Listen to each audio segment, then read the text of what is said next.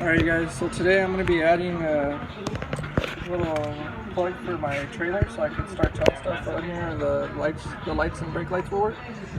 On this specific XJ Jeep that you guys are going to be wiring up, they do make 4 and 5 plugs. Some of them have these converter blocks where it takes it from 4 to 5. First I bought this one, but on this vehicle your brake light and your turn signal are not the same bulb like they are on some vehicles.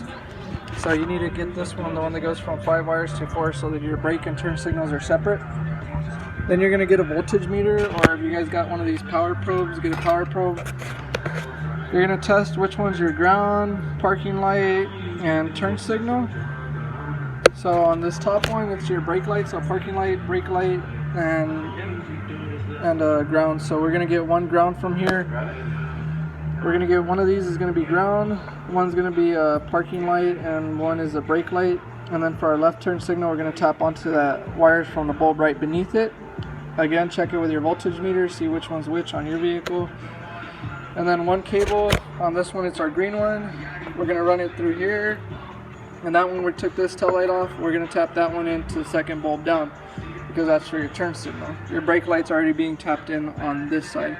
So after I go ahead and do this, I'll go ahead and do another video so you guys can see what colors go to which.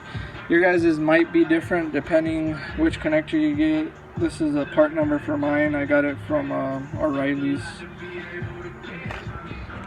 Alright guys, so all the wires are hooked up right here. You're going to tap 3 in on the top and then the turn signal one on the bottom one. For mine it was a green and red wire on this side, ground was a black one. I believe the turns or hazards, well, also brake light, was this white one, and then I believe the parking light was this brown one on mine. And then when I tested this one for the right turn signal, it was the green and red one on this side also. So once you put those in, go ahead and pop your tail light back in. To pop your tail light, you push that tab into there and you put your 3 screws. You have 1, 2, 3 on each side. I'll do another video whenever I hook up my Sea-Doo trailer, or my trailer to it, so you guys can see that it works. For the box, I'm probably just going to leave it tucked down here. For that little converter box, tuck it down there, ran the wires down here across, and then ran the wire down here and kind of tucked it in right here. And then when I need it, I'll just pull it out, plug it in. Yeah. Alright, take your foot off the brake. Put the right turn signal.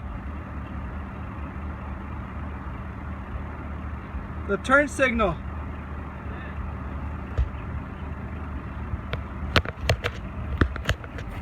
Put the left turn signal. Alright, so the left one works, the right one doesn't, so we're just going to have to check the connection for the right one. Step on the brake!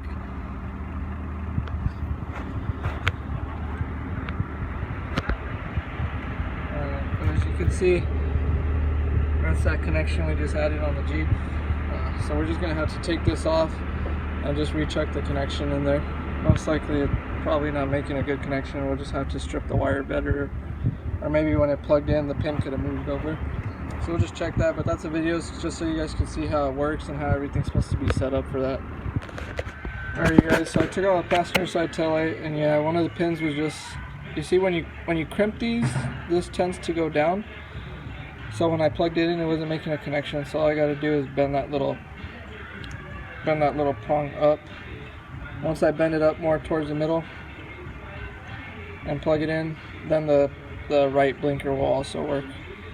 And then a lot of people use like those easy taps that say you don't have to strip them. If you guys decide to use those kind of wire taps, I would still strip the wires anyways, because otherwise you don't get a good connection when you use these. A lot of people want to be lazy and just buy these because they advertise them as you just put 2 wires in there, push this down, and it will crimp through the wire, but it doesn't actually penetrate the wire all the way. So like that, you're going to have faulty wiring. Like sometimes it will come on, sometimes it doesn't, because of the fact that it doesn't pinch through the wire all the way. So even if you guys want to use those, I would use those, but I would still get a wire stripper and strip part of the wire when you connect it, just so you can make sure it gets a good connection. You don't want to be having to take off your tail light and put it back on all the time. Alright, well, hope this video helped. Subscribe to our channel if you want to see other stuff that we're doing to these Jeeps. So tire carriers, front Smitty built bumper, the high lift jack. We're going to be cutting these fenders also. And that's another one we just did right there.